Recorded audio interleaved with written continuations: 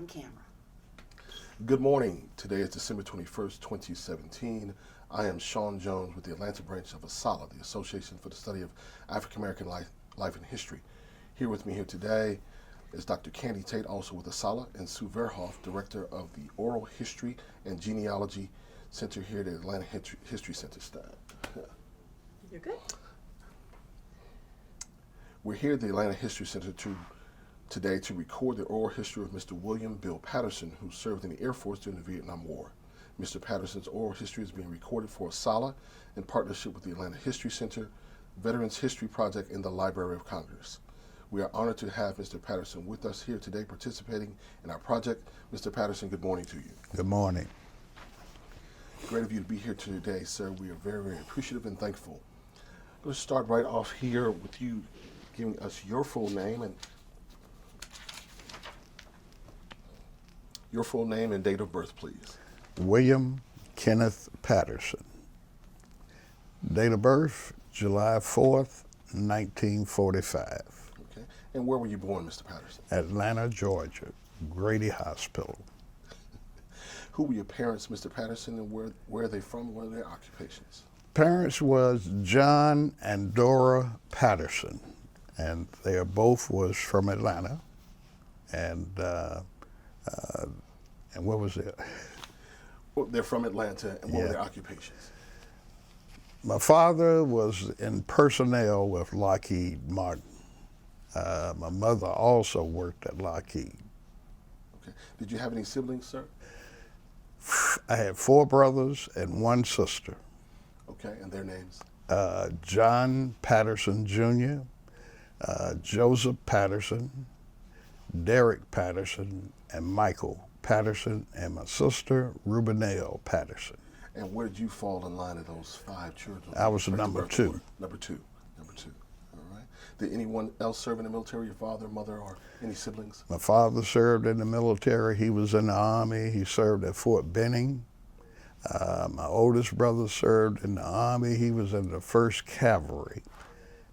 He's also got his medical degree in the Army, and later became head of the psychiatric department for the Army in the Texas area. And that's your brother, sir? Yes. Which brother is that? John. Outstanding. Okay. And you mentioned, Mr. Patterson, that your father was in the Army as well. Right. What years was he in? He was in World War II. World War II. Okay. All right. What were you doing before you entered the service, sir, in 1965, correct? Yes, I was in school. You were in school, and where were you in school? I was at Morris Brown College. At Morris Brown College. Did you have the opportunity to finish there, or you came out? Later. Later. Mm-hmm. Okay. So did you stop your education there at Morris Brown to enter the military? Well, it was kind of interesting. During that time, they had the draft going on. And with the war building up in Vietnam, a lot of us were trying to dodge the draft. But the thing is that we got caught up. And what do you mean caught up, sir? Well, the thing is, I got drafted first. But prior to getting drafted, for 2 years I had tried to join the Air Force Reserves. But during that period of time, I was continuously told I was number 400 on the list, and they were only bringing in 10 people a month. Okay. But the thing is that once I got my draft notice, I went back to them about getting into the reserves, and they allowed that to happen. Once you got your draft notice, they allowed you to get into the reserve. Correct. Okay. So what takes precedent there? Being in the reserve or the draft notice? Well, by being in the reserves, we had an opportunity to continue your college education.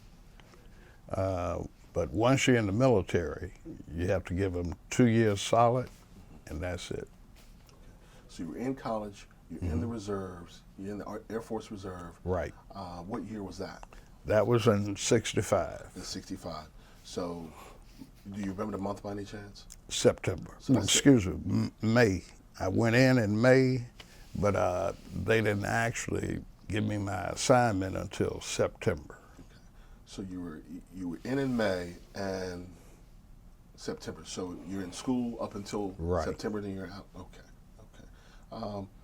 What happened when you departed for training camp during those early years? That in September of '65.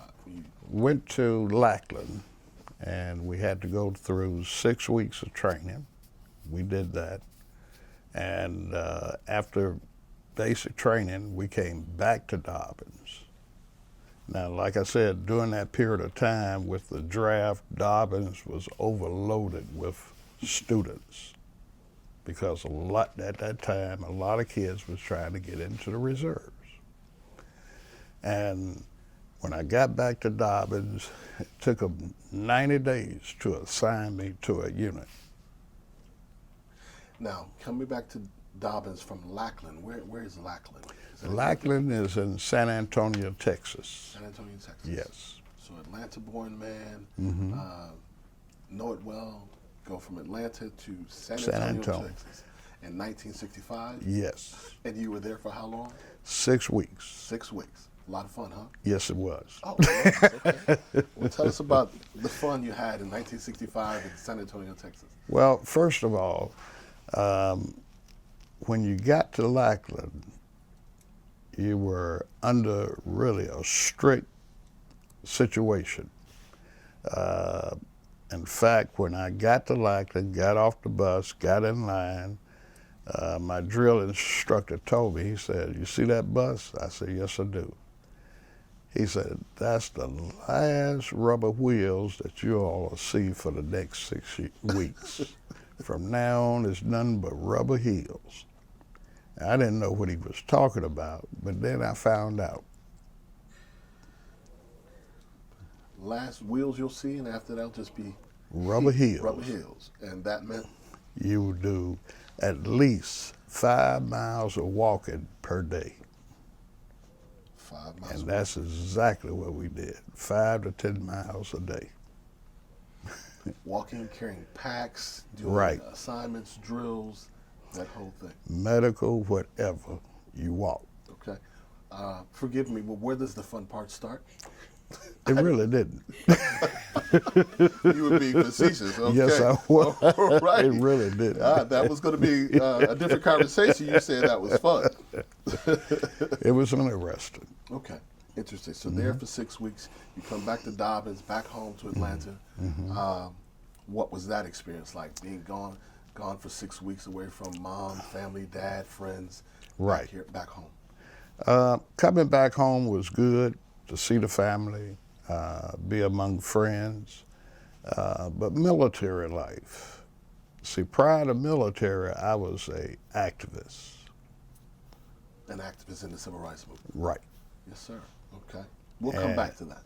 Okay. We definitely will come back to that. So back here in Dobbins, you recall any instructor's name, anyone during your time here in that 90 days it took to get an assignment? So you're here in Dobbins. Right. Did you have to live on the base? Temporarily, we did. Okay. During that period of time, Dobbins was a military base where only prior service African Americans was there. I didn't realize until later I was one of the first blacks to be admitted to the Air Force Reserve at Dobbins, straight into the reserve program. At 18, 19, 20, how old were you at the time? About 18. 18. Okay, one of the first blacks at 18. Yes. Okay. So what was that experience like? It was interesting, real interesting. And later they told me that if I had any friends, give them the names and they'll see if they could get them in.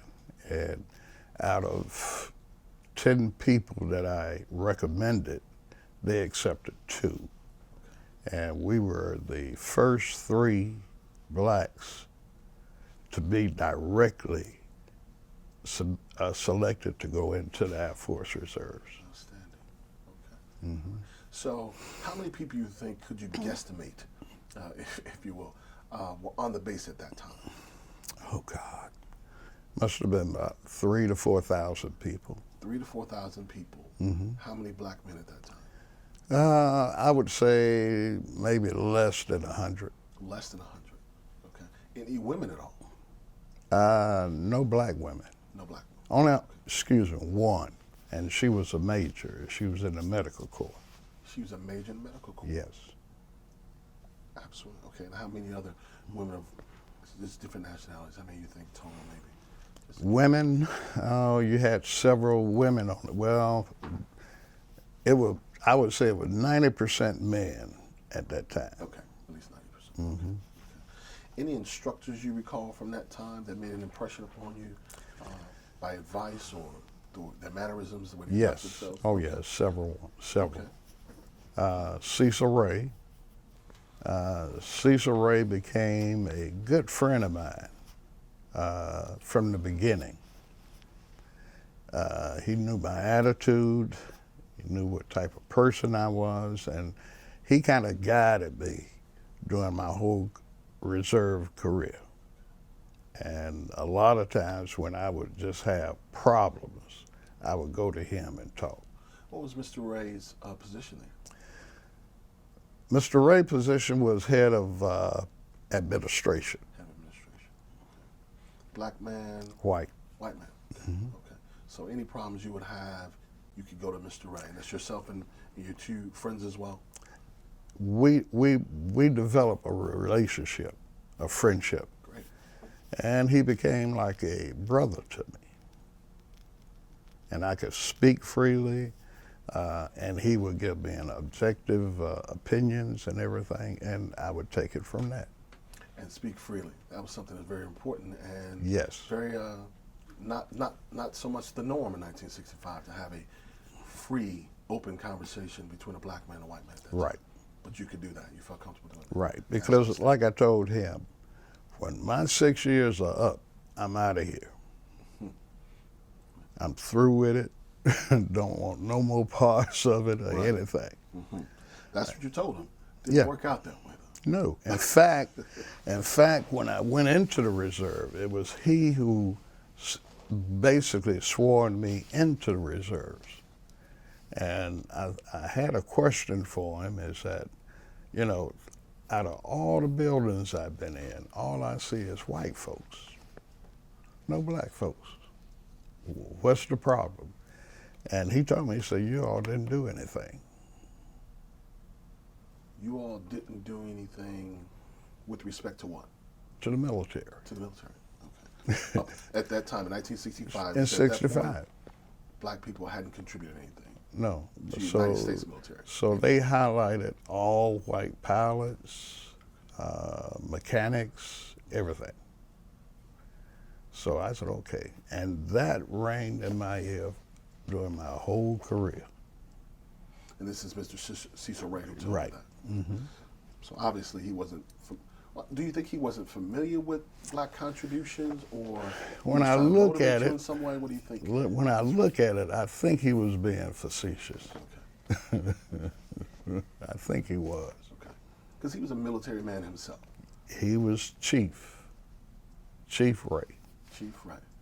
So Chief Ray had to know. He had to know. Okay. I want to go back a little bit because I just want to capture her name and then we'll move forward. The major, female black major. Yes, Major Rogers. Major, you know her first name by any chance? Not. Major Rogers. Did you have the opportunity to speak with her anytime? Mm-hmm. That was absolutely. I'm shocked that you said it was Major Ray. Yes.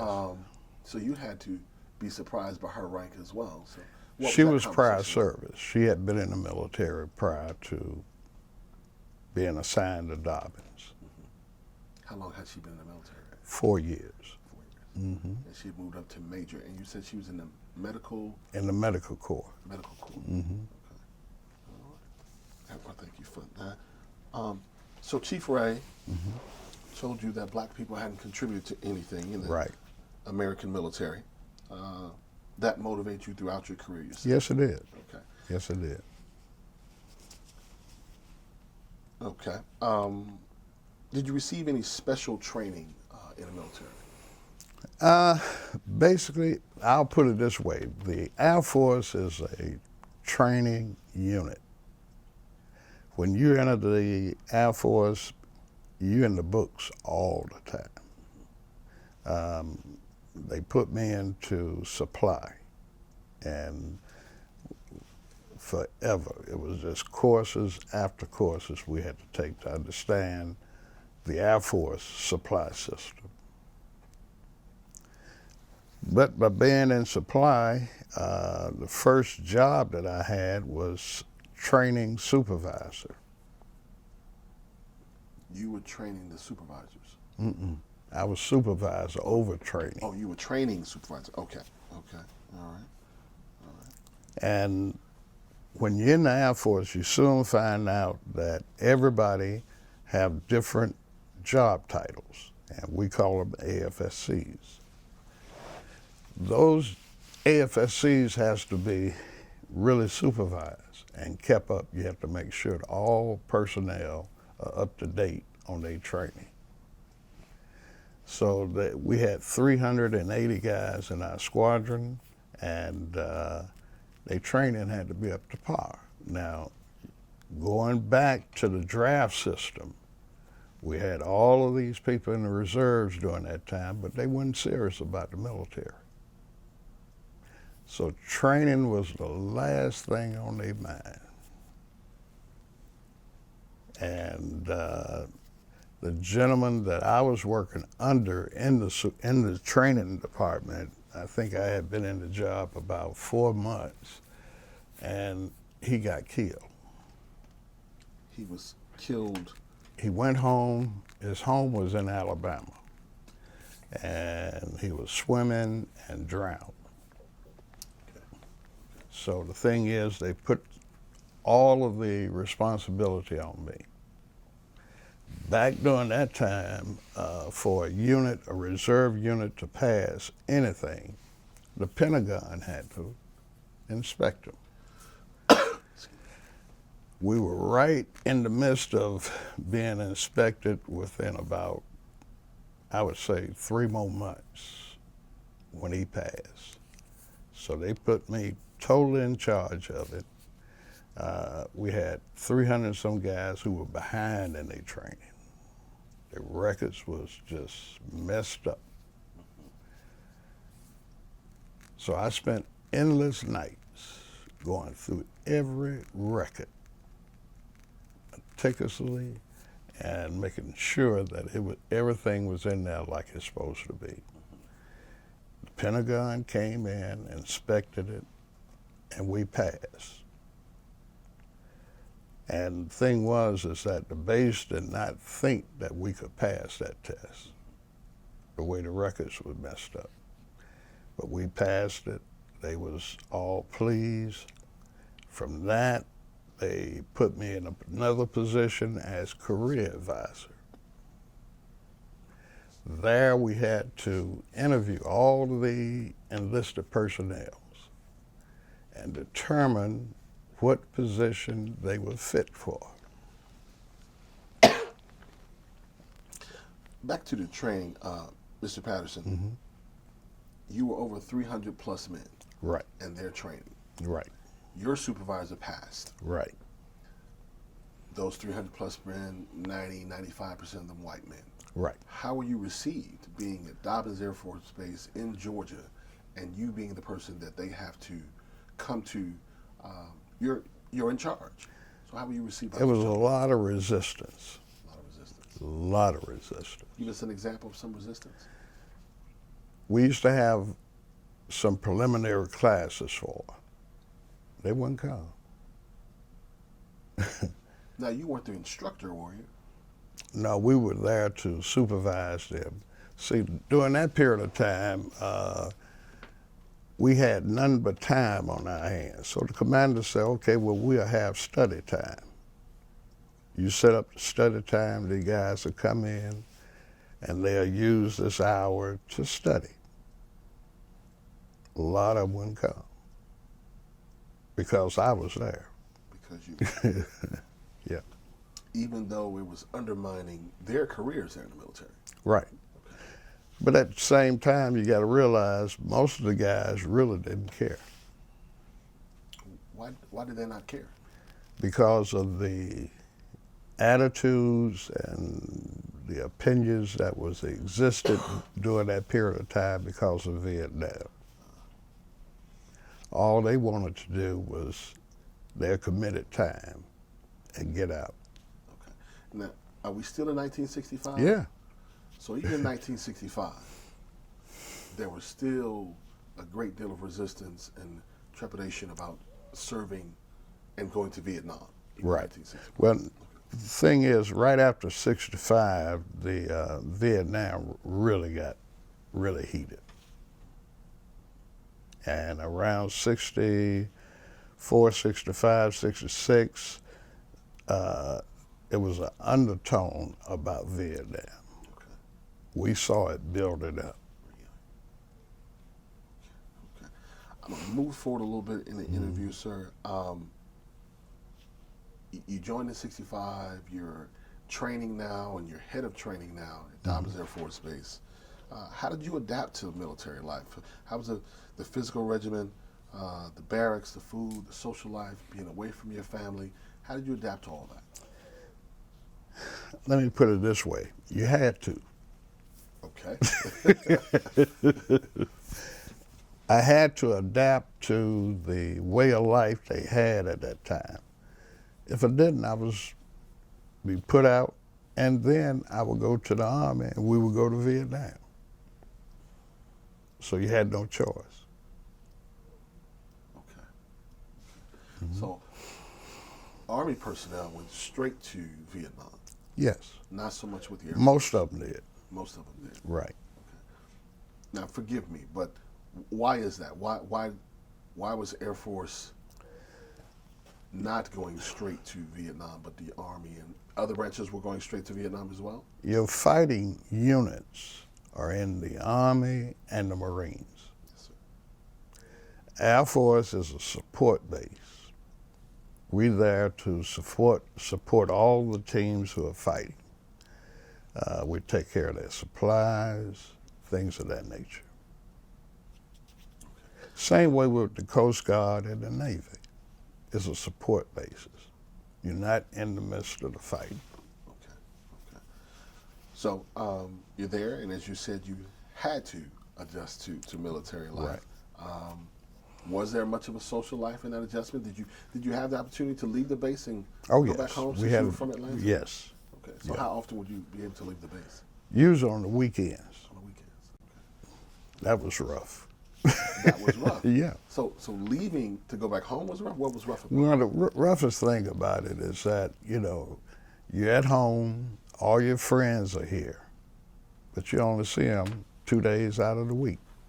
When you have been used to seeing them anytime that you want to. Okay. So that was a struggle. Yes. And most of them have gone on to jobs and making money. And They were still in school doing that, things yeah. like that. So, Yes. but you stayed with your commitment, though. Yes. In fact, when my first 6 years was just about up, Cecil Ray asked me if I was going to re-enlist. I said, no way. And he and I sat down and had a real hard talk, and I said, okay, I'll try it one more time. And I re-enlisted. And after that enlistment, I saw Cecil Ray again. He said, you got 10 years under your belt. You gonna give that up? So by that time, it had became a routine. And I stuck with it. Did you have the same kind of conversation with your father since he was a military man as Yeah. well? Mm-hmm. Okay. And what was his opinion of you being in the Air Force, in the military, during Vietnam, during those years? Well, his attitude was totally, you got an obligation. During that period of time with the draft and tact and everything else, you had an obligation. All of us did. So the thing is, you serve because that's the obligation. He served. His father served in World War I. So there was no question. We all served. The brother up under me, he was in the Army, and he served in Germany. My oldest brother went in the Army, a medical doctor, and he served in Vietnam. How long was he in Vietnam? He was in Vietnam about a year, and my grandfather died, and they brought him off the battlefield and brought him back home. Okay, so you're there 10 years, because Chief Ray convinced you to re-enlist after those 6 years. Yes. You enjoyed those 6 years, though? Yes, I did. How so? In what? Well, during that period of time, the early part of the years at Dobbins, we were able to convince the commander to put together a biracial council committee so that we could have an opportunity to sit down. You had a lot of Jews on the base. Okay. So that the different ethnic groups could get together and talk about their differences. Okay, please elaborate on that. Please tell me more about how that worked out. You smile, so it sounds like it may have been a very, very positive thing. It was. Okay. It was. In what way? What were some of the positive aspects of what did you learn? What did you communicate about? As the career advisor, I noticed that the Air Force was bringing in some black guys, black Americans, and they were either going into food service, civil engineer, but not into any of the technical groups. So we were able to convince the commander to open up the door to bring in some minorities into the other areas, and not only in those two areas. Okay. Civil engineer took care of all the road jobs, taking care of all the shrubbery and all of that stuff. So we kind of broke that up. Okay. Now, what did you learn about, what did you learn and were some of the misconceptions about other races and religions, how were they dispelled in this council, this multicultural council that you had? What did you learn yourself about other persons? Well, the main thing that I learned during that period of time is that even being of different racial backgrounds, people are the same. They feel the same. They have the same determinations. The main thing is understanding them. And by understanding them, talking to them, you got a reasoning, you got an understanding, and you became better friends. See, during that period of time, you got to realize that in the South, in Marietta, it was real racial. It was a real racial undertone. And believe it or not, we had Klansmen on the base. On the base, serving side by side. Serving side by side. And you knew they were Klansmen. How? How did you know that? Through conversation. Through conversation. They would openly admit that to you. Not sometime, and sometime they wouldn't. And if you really listen to their conversations about some of the things they say, that can tell you also. So, how did that make anyone feel? Because the Klan weren't just opposed to blacks. You said there were many persons of Jewish faith on the base. That's why we needed the biracial council. Absolutely. So did you have Klansmen participating in the biracial council? Yes, we did. Okay. And what did you learn from their perspective? Sometimes they accepted it, and sometimes they didn't. Mm-hmm. But they continued to serve. Did you feel, one would think that you're serving with someone who's admitted that he is a Klansman. that he may undermine some of the things that you and maybe some other minority persons were doing there on the base. So did you ever have that experience? Oh, yes. Oh, you did. Oh, yes. Sometimes the worst job on the base was given to us by them. What was the worst job on the base? Cutting the grass when it's raining. That's kind of counterproductive. That is totally don't make sense. Okay. Bill, your military career, you moved forward, let's say 10 years, because Chief Ray convinced you to re-enlist, so you're 10 years here now. But let me back up to Vietnam. Did you have the opportunity to serve abroad? We had the opportunity to go abroad, being in the reserves. We did a lot of training overseas in England, Germany, Spain, Italy. We had that opportunity. Not in the beginning, in later years. Later years. So not during Vietnam? No. So the entire time Vietnam was going on, you stayed stateside? Right. Okay. Now your experiences abroad in training. What type of training are you doing abroad? And you're moving, as you said, from Germany to Spain. How long? One of the overseas trips that we had was we had to go to Spain to help close the base down over there when they closed it. So we went into the supply sections and took inventory and basically compiled the records to help them compile the records together and everything.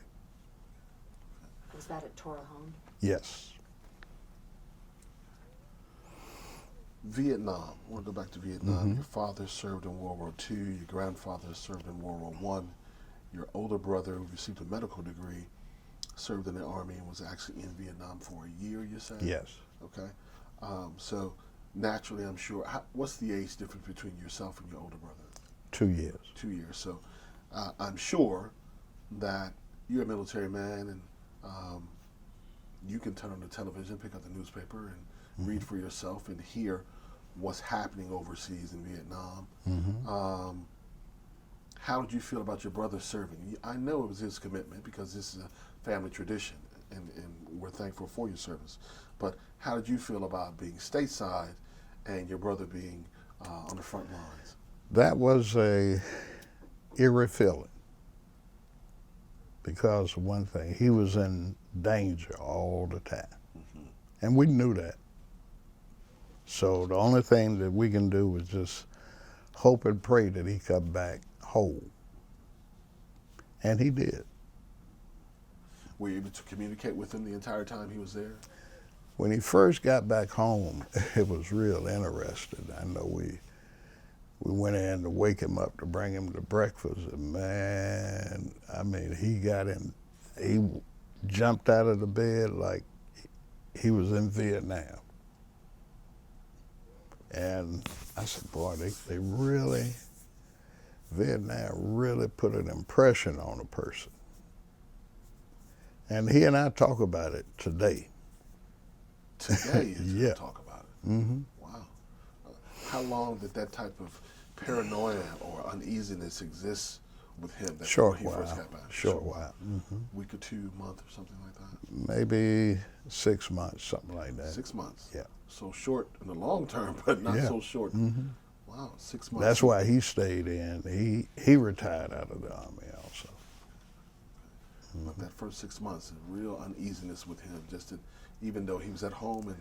Yeah, it was more psychological than anything.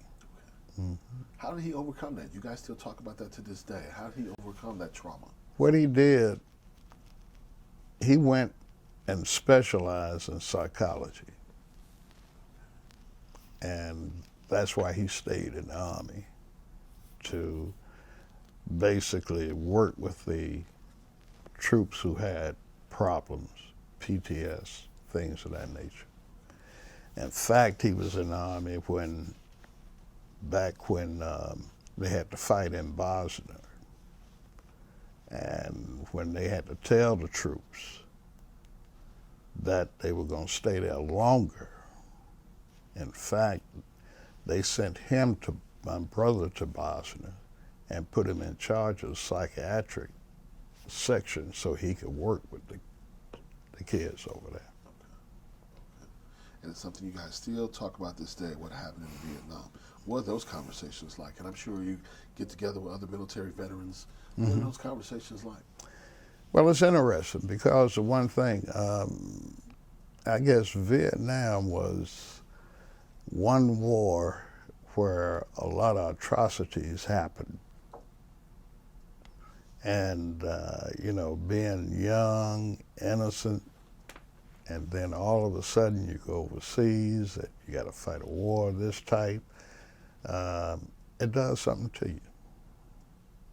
Especially when you've been brought up a certain way. It just destroys the innocence in you. I mean, like one of my friends was in the Marines, and one day we were just talking. I said, well, what did you do while you was in the Marines in Vietnam? He said, my job was to, whatever we had to fight, he said, my job was to carry this wagon and pick up body parts. That's pretty heavy. Every day, he's just picking up body parts for any number of hours. Leg, arm, whatever.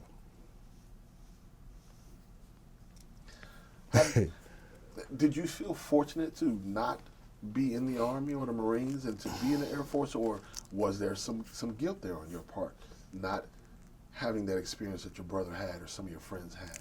A little bit. A little bit of guilt? Yes. Okay. Mm-hmm. It was a guilt there, and because it should have been, I felt that all of us should have been over there. But later in my life, dealing with the reserves and everything, I guess we all have a reason for being where we are. Because later, what I found out in the late 70s,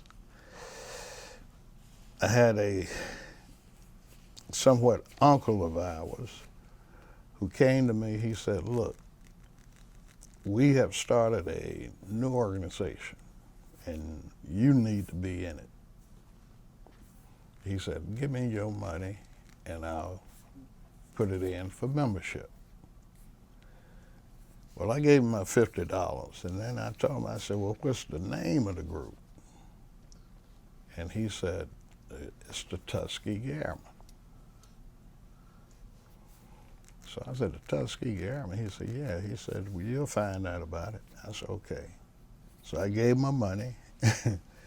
And from that time on, I've been a member of the Tuskegee Airmen. So after 2 to 3 years in it,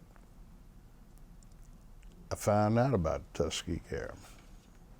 This is the late 70s. Yes. And then it started ringing in my ear. I said, now, Cecil Ray said we didn't do anything. I said, he told me we didn't do anything. It was around that time that Chappie James became the person he was. And listening to the guys of the Tuskegee, they were mentioning Chappie James, and he was. So I'm saying to myself, we didn't do anything, I went to several conventions of the Tuskegee Airmen, met the gentlemen, got to know some of them before they passed, and it was several people with the Tuskegee Airmen all over the country. We made a concerted effort to make sure that the Air Force put that in the training books. Put the Tuskegee Airmen history in the training books for any new persons coming into the Air Force. Right. They would be forced to learned of the contribution of the Tuskegee Airmen to the United States military? Back during that time, they had a paragraph for the Tuskegee Airmen. And my position was, for what these guys did, it would take the Department of Defense to recognize it, to make it true, to put it in writing in the training. And that's what we did. So now we got chapters in the training manuals, not only with the Air Force, but just about all the services. So when they go to training, they read about what these guys did. The Montford Point Marines, the Triple Nickels. So it's real interesting. And we pushed it. Somewhere, I think it was in the 90s, early 90s, that I went to pushing, especially after I did my research and found out that several Tuskegee Airmen served at Dobbins.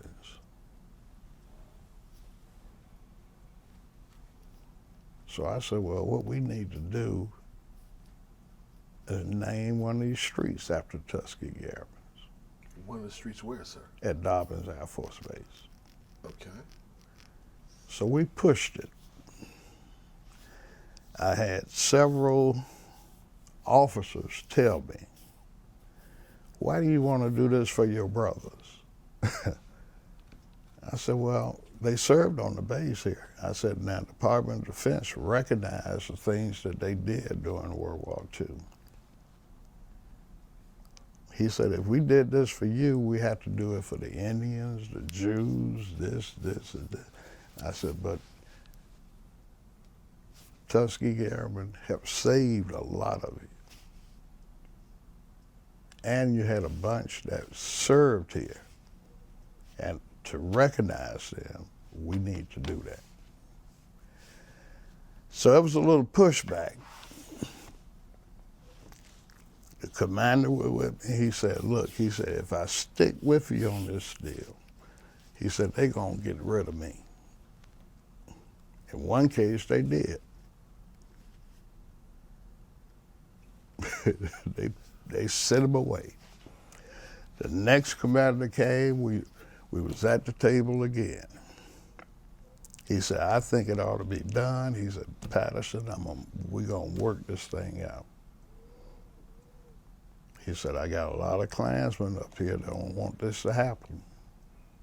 So we pushed it. And we even went to the Pentagon to push it.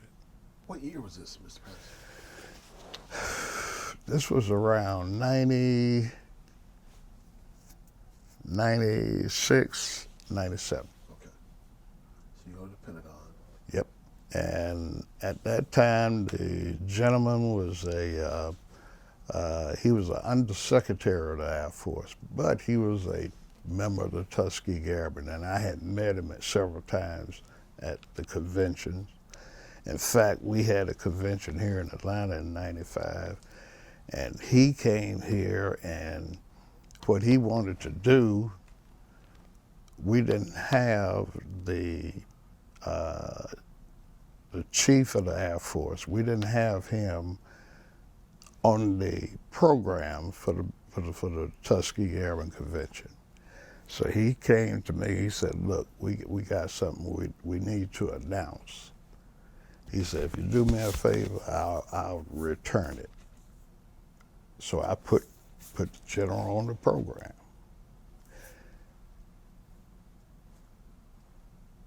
The general, that night of the banquet, announced we had several Tuskegee Airmen that had been convicted. They had this conviction on their record because they had defied a commander's order. They wouldn't let them into the officer club. And what they did, They convicted all 100 and some guys because they would not let them go into the officer club, and they defied the commander's order. And went in anyway. And went in. So the commander, the chief of the Air Force at that time, what he did, he came in and exonerated all the guys. That was the announcement. It was tears all over the place. Tears. But anyhow, that guy who asked to put the chief of the Air Force on the program, he helped us. He said, you get this form to me and we'll be behind it. And I did. Do you remember his name? I got it. Okay. Today, if you go down the main stretch, as soon as you go in the guardhouse, right in front of the Consolidated Club, right next to the 22nd Air Force, is the Tuskegee Airmen Boulevard. Outstanding job, Mr. Patterson. I said to myself, a person coming into the Air Force don't have to see a picture. He just see the street. Was there a ceremony when that happened, sir? Yeah. What year was that? Around 98. 98. So well attended by yourself and other persons. At that time, we had 40-something original Tuskegee Airmen alive, and they were there. It was outstanding. What was their sentiment? How did Oh, they loved it. They loved it. Had all 40 served there on Dobbins Air Force Base? No, not all of them. But how many were there who had actually served in Dobbins? I would say it was about 6 of them. About 6 of them. So particularly important to them to see that. Yes. And in fact, across the United States, I think it's only 4 or 5 bases that have the Tuskegee Airmen name on them. 4 or 5 bases that bear the Tuskegee Airmen's name. How many bases, Air Force bases in the United Oh, States? God, hundreds. Hundreds. Yeah. How many Tuskegee Airmen you think served on those hundreds of bases? Oh, I'm sorry. How many Tuskegee Airmen served on at least one of those bases? Not how many, but let's put it this way. Prior to 1949, you had Tuskegee Airmen, you had the training center, the 99th Training Center at Tuskegee. 1949 is when Truman integrated the service and at the same time started the Air Force. Separated from the Army and started Air Force.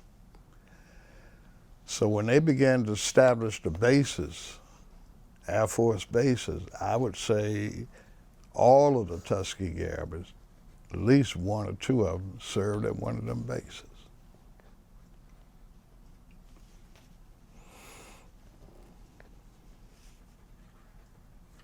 Sir, you were in the military for 34 years? Yes. 34 years. Chief Cecil Ray convinces you to re-enlist, so you've done 10 years now. Your time is up in that 10 years. What made you stay in the military that long? I talked to my father. He said, look, you halfway there. You halfway there. 20 years, you can retire. I said, okay. And I made it part of my life for 10 years. So I go ahead on. And that's what happened. And in 10 years, you're 28 years old. You're still a really young man. Yeah. You could go any number of directions, but Yeah. you and your dad had that conversation. You thought this probably would be best. Yeah, and then at the same time, we were doing things at Dobbins that began to show progress. In what And way? Progress in which way? we were bringing in more African Americans. We was able to bring in more African Americans into the military. We had put a kind of push on the commander to bring in black pilots. That was beginning to happen. We had a situation where in the medical corps, well, at that time they had put me into another position at the base, and that was social actions. They put me in charge of social actions. Social actions for the Air Force at that time was like the EEOC. What year is that? Ooh, that was around 60. That's around 68, 69. So late 60s, early 70s, the Air Force has a social action department. Now, prior to that, we had the racial council The Racial Council. that we basically established. Now, was this just in the Air Force, Mr. Patterson? As far as I know of, So the Air Force was pretty progressive in that matter with Yeah. respect to race Yeah. relations. Mm-hmm. Had the EEOC been established in America at that time? I think so. But still, Yeah. very, very much forward thinking for the Air Force to be doing this at that time. Right. So, I'm sorry. I'm learning so much, Mr. Patterson. Forgive me. But go ahead. So, this is your new position. Yeah, position that I had as the human relation counselor under social actions was we took care of all racial problems on the base.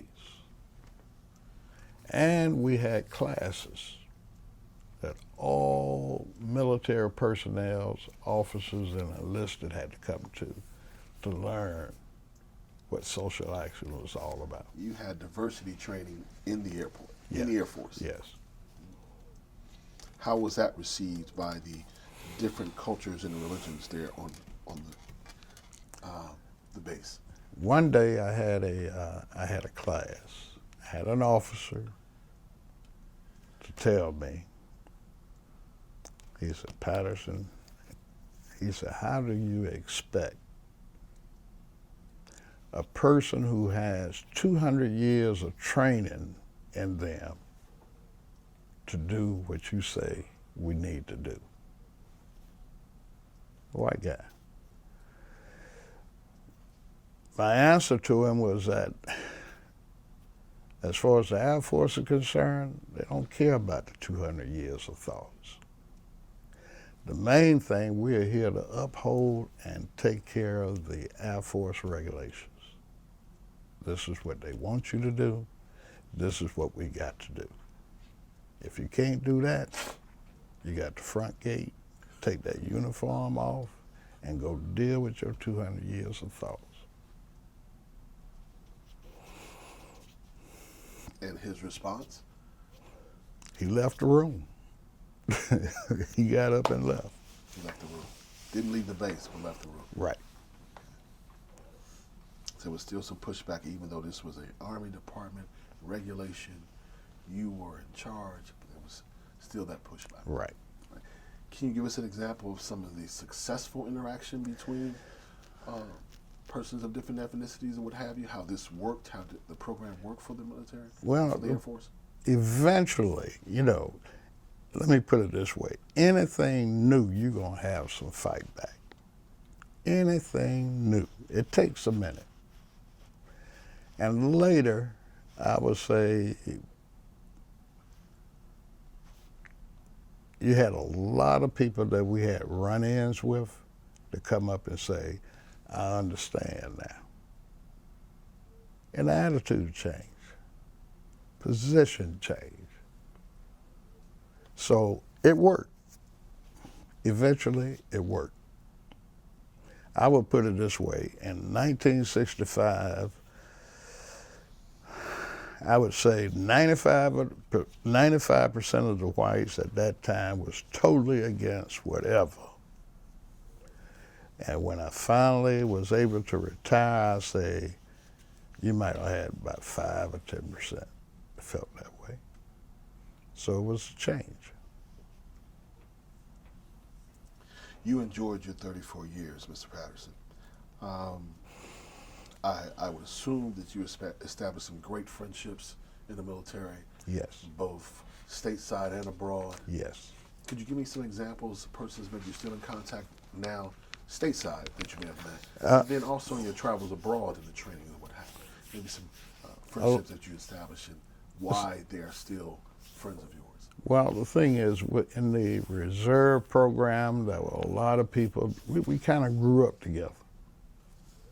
And by working together, seeing each other, talking together, we developed a friendship, and we're still friends today. Gentleman that owns Art Light Supply Company, he and I was in the reserve, and we're still friends today. We still talk to each other. Same way overseas. You develop a friendship. I remember we went down to Howard Air Force Base in Panama. That was interesting. That was interesting. Now, at that time, I had attained the position as first sergeant. In Panama, the first sergeant was into everything that his troops was doing.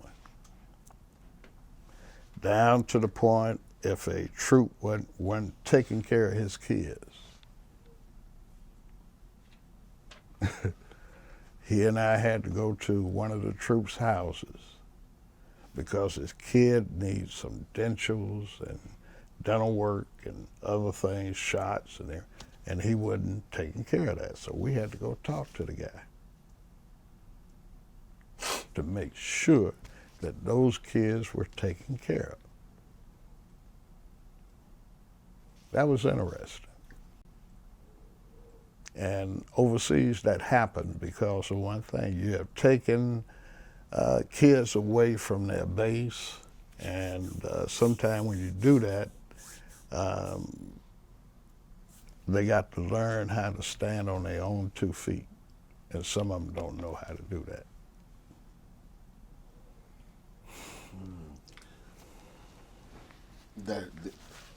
That's when the part about growing up together comes into play.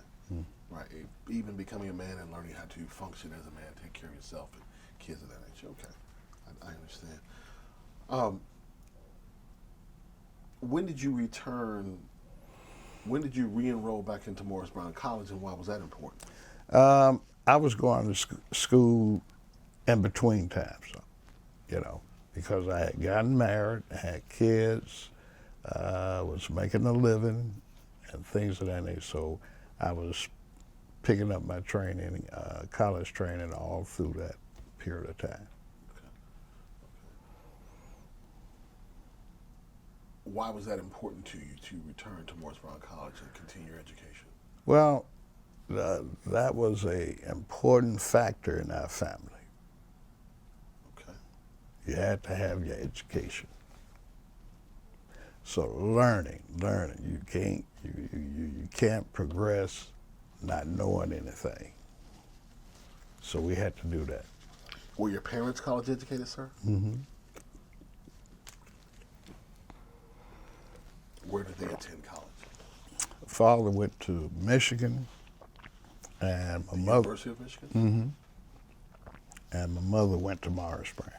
Morris Brown. Your brother received a medical degree in the Army. Where did he go to college? He went to University of Chicago, and he did his intern at the Presidio. You said it was important that you return and receive a college degree. So you knew that going into the military. Right. Your father served in the military, your grandfather served in the military, but it was still known to you Right. that even though you're the military son, I want you to do this 20 years, At some point in time, you've got to get this college education. That's right. How did that serve you after your 20 years, or your 34 years of service, or even during your 24 years? Once you graduated, how did that education, that experience serve you? Served me well. Served me well. No problems. Eventually, let me put it this way. At one time, I worked at Lockheed, left Lockheed, and went to work for Hiram Walker Distillery. I was a representative for them for 11 years. Traveled all over the United States. And then after Hiram Walker, I went into business for myself and have done that ever since. Okay. And that business for yourself, what is that, sir? It's a financial accounting firm. Directly correlated to what you studied at Morrisburg? Yes. Okay. I'm going to rewind because I made a note here that Bill was a civil rights activist in high school. So I had to come back to that. I wasn't going to let you get away without talking about that because you entered the military at 18 years old. As was often the case, a lot of young people, high schoolers in our nation were active in the civil rights movement. What was your experience dealing with prejudice, and why did you decide to become an activist at such a young age here in Atlanta? Well, let me put it this way. During that period of time, with the civil rights movement and the things that was going on, you develop, as a young person, you develop a feeling for that, you know. Prior to that period of time, we had experienced some problems in the neighborhood. I mean, my God, there were restaurants that we had to go to the side door and use. Thing is that prejudice, segregationists, during that period of time, you experience a lot of things. So you develop a feeling for that. Once the movement came, it was good. You wanted to see things change. And that's the way you felt. You became independent to that position. You, of course, are from Atlanta. A lot of the other persons involved with the civil rights movement are from Atlanta. Dr. King being one of them, of course. And he's at, early on at Morehouse College, and there are other persons who are very, very active at Clark College, Spelman College.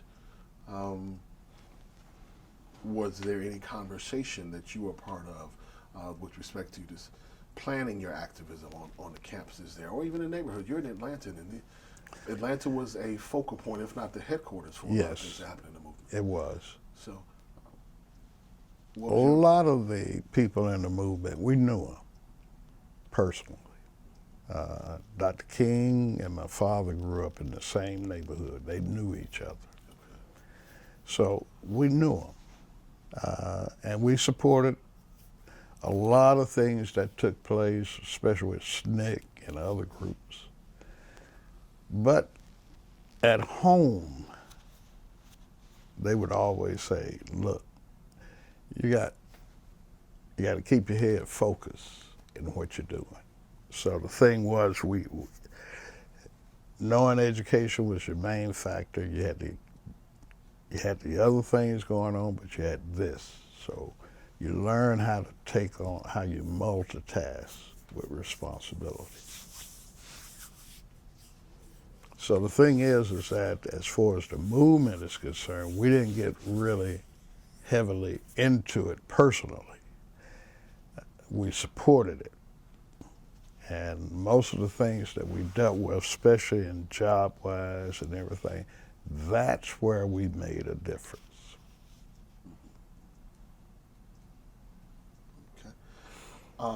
Okay. You finish your career after 34 years, you start your own business. When you reflect back on that military service, you initially started off wanting to do your 4 years and being done with it. Right. I'm sure you have a great deal of appreciation for those 34 years. Do. that 34 years, how has it served you in your professional year post the military?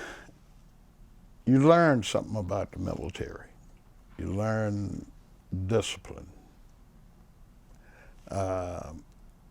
You learn to be real serious about any task that you undertake.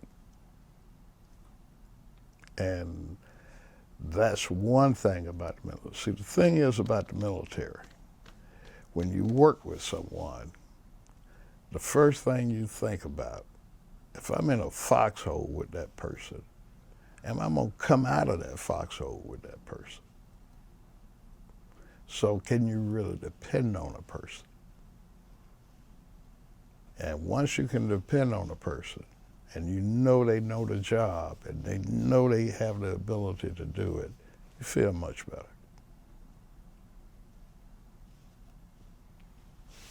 Much better. So there's definitely a camaraderie that's established in that time serving Right. together in 34 years, and no matter the number of years there, that you have a bond with. What would you like to say for future generations who will view this interview, hear your words about the multicultural task force that you established in the military, about pushing for acknowledgement of the Tuskegee Airmen, even about the activism that you had, well, you throughout the military, but even before then, honoring your commitment that you learned from your father. Cecil Ray, Chief Cecil Ray was very instrumental in keeping you in the military, and so that you had that 34 year accomplishment there. Right. What would you like to say to young people who will view this, your family members, friends? The main thing is that take your life seriously. Take it real seriously and look at what you want to be in the future, not just now, but in the future. Pick goals and go for them.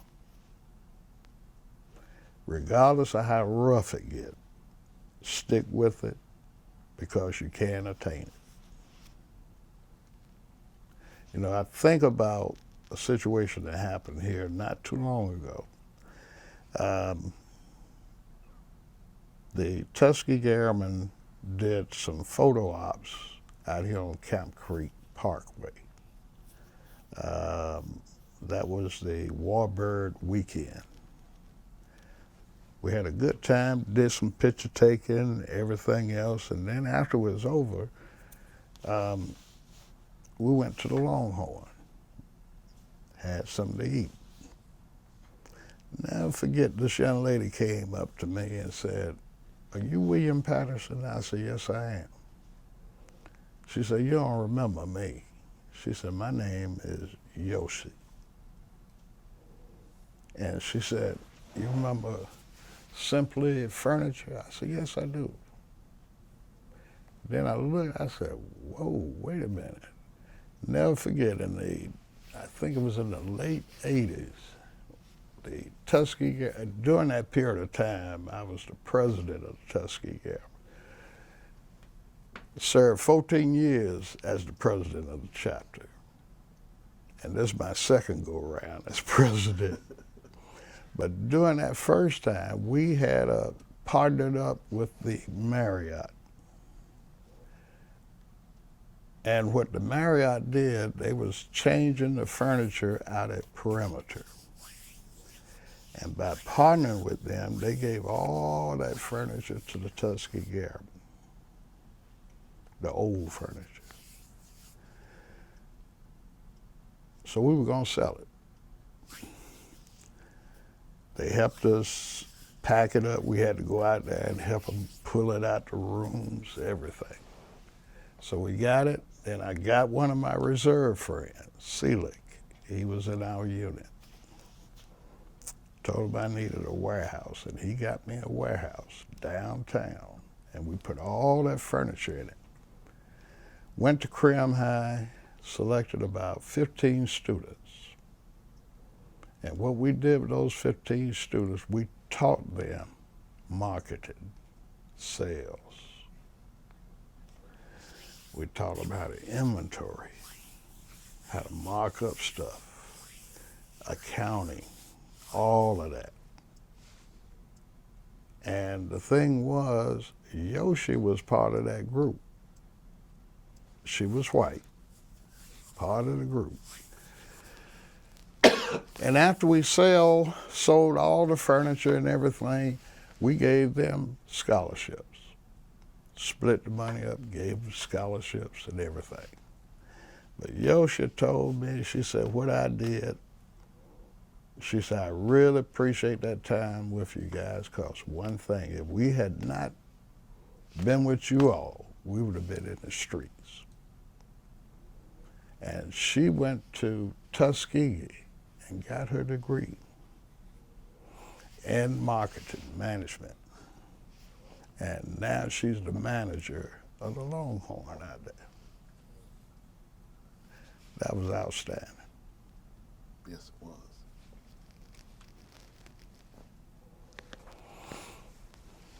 Mr. Patterson, Yes. good morning. Thank you again. I want to take us back to your high school days. Okay. You said you're from Atlanta. Yes. You'll share with us where you went to high school, and as I've come to know a little bit about you, Mm-hmm. you and my mother are from the Atlanta Club Yes. of high schools. Tell us what it was like being in high school. We're talking segregated times prior to Right. Brown versus Education, and then bring us fast forward to that just a little bit. It was interesting. You know, back during that period of time, And you were in which high school? I started at Washington High. And then my parents, they moved, because at that time we were near Mosley Park. But my parents moved further out, and then I had to go to Turner High, and that's where I graduated from. But during that period of time, it was segregated, but you didn't think that much about it, because the one thing, you knew the people in the neighborhoods. One thing about Atlanta during that time, it was territorial. But you just about knew everybody in Atlanta.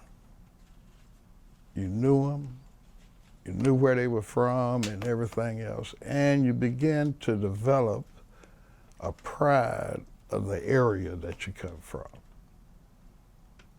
And attending Washington High was an eye-opener. It was a big school. There was a lot of students there. And sports was a big thing during that period of time. At first, I was apprehensive about going there, but I didn't have no choice. Then when I got to Turner High, same thing. Back during that time, you had a situation where you competed with one another for excellence. And the thing was, you could take the dumbest person in your room, and that person would do everything in his power to show you he had good sense. And it was excellent. You could appreciate a person like that. But it was fun. It was fun. Competition was great. Everything. Academically and on the field? Yes. Okay. Academically, in the classroom, personally, it doesn't matter. You had to be at your best at all times. Was there one particular teacher, high school teacher, stood out for you? All of my teachers stood out. And the reason being because each one of them, I guess what they did, they saw the areas that you really need to be built up in, and they harped on it. So you could appreciate that from all of them. Great. My last question is a follow-up to something that you said earlier. Okay. Your brother was in Vietnam and your grandfather passed here. Yes. And so when was there any special service for him because he was a veteran as well? Not really. You know, back during that time, they really, it wasn't a big thing. If you pass, you know, your parents pass and everything. The reason they brought my brother off the battlefield to his funeral is because my granddaddy helped raise them. They were tight. They were real tight. So they brought him off the battlefield for that particular thing. And my grandfather had served in World War I. We had some pictures of him and everything, which was real interesting. Is he buried here in Atlanta? Yes. Which cemetery? Lincoln. Okay. Mm-hmm. I've got family in Lincoln. Yes. Yes. Okay. So we'll have to make sure we get out there and see that grave. Yes. I would love that. Okay. Those are my follow-up questions. Well, thank you, Mr. Patterson. This has been a pleasure, of course, greatly, and we are appreciative of your service. Thank you for taking this time to let us experience your experience in the United States military and the Air Force, and appreciate your story. Okay. Can I ask Appreciate it. one really quick question? Yes. You mentioned your mom worked for Lockheed. Yes. Did she work for Lockheed during the war? No. Okay, so No. post, She. what was It her was job? in the 50s. She was in reproduction where they took care of the all of the diagrams and stuff like that for the plane. Wow. Mm-hmm. And I'm sorry, since we have a couple more minutes on the tape, because you really haven't gone into the Tuskegee Airmen, the Atlanta chapter, Yes. and what you all do, and now hearing that this is your second stint Yes. as president, Yes. you must have some things that are passionate that you want to see happen. So tell us a little bit about the chapter and this second term as presidency, or what you wanted for the future. First go around, let me just put it this way. We had 48 originals. Every last one of them critiqued you. I don't care, depending on how you walked in the door, how you sit, how you present. I mean, it was a crew. And the thing is, you really appreciate them. But the thing is, they said, now, if you're going to represent us, this is the way you got to be. But later I found out that, you know, really getting to know the guys, my attitude was the same as theirs, which was appreciative. But learning each one of them's story is what really got me, because of one thing. It goes back to what Cecil told me. Y'all didn't do anything. What they told me was priceless, because of one thing. They did a lot. I asked one mechanic, he was from Atlanta, I said, what kind of materials did they give you to learn, and you know, these different motors and everything? He said, just crank it up and I can tell you what's wrong with it. That's amazing, you know. But the thing is that it's the history, it's the legacy that these guys have put out here. And the thing is that this is what we got to keep going on, the history, the legacy, their stories. We can't let it die. So this second go around is that we want to make sure that it's out here and etched in stone. And that's our purpose. Did we forget anything you want to share or say? Not really. Not really. But let me put it this way. It's amazing.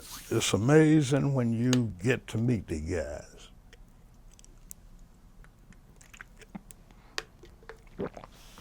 Because each one of them got a different story. each one of them. You take like Fred Hutchins, little Freddie. But B.O. Davis Jr. told me that Fred was one of the best pilots they had. He was from Donaldson, Georgia. They used to have him missing in action all the time. And B.O. Davis said one mission they had, he said they had taken care of all of the targets that they were supposed to have taken care of. He said, but coming back, they found an ammo dump. So he said, Freddie said, I would take care of it. He went in there, blew the thing up, and B.O. said a big ball of fire came up and then guffed Freddie all around. He said we drove around, rode around for about an hour, waiting on Freddie to come out, and he didn't come out. He said after an hour, he said, well, evidently he got blowed up, so we're going back to the base. And he said one day they were sitting in the operation room. He said about a month had gone by, and they were talking about Freddie. They were saying how good a person he was and everything. And all of a sudden, from the door, they heard somebody say, "Don't give me up yet." And it was Freddie. He said, well, what happened to you? He said, what happened? He said, when he blew up the building, the thrust of the bombs and everything thrust him forward. And when it thrust him forward, he had to crash the plane. But he crashed it in enemy territory. So he couldn't fly the plane, so he had to get out, and he had to crawl through enemy territory. And he said he couldn't move. Only time he could move was at night. But it took him a month to get back to the base. Yeah, that's amazing. And Freddie and I used to go to the conventions all the time together. And I said, Freddie, I said, I read this story about you. I said, man, I don't believe it. It was amazing. And they all had a good attitude, all of them. It was just fantastic. Outstanding, Mr. Patterson. Well, again, thank you, sir. My pleasure. We appreciate the time. We appreciate the story. You have lived a wonderful life, sir, and thank you for sharing. Thank you. Thank you. Thank you for coming. Thank you.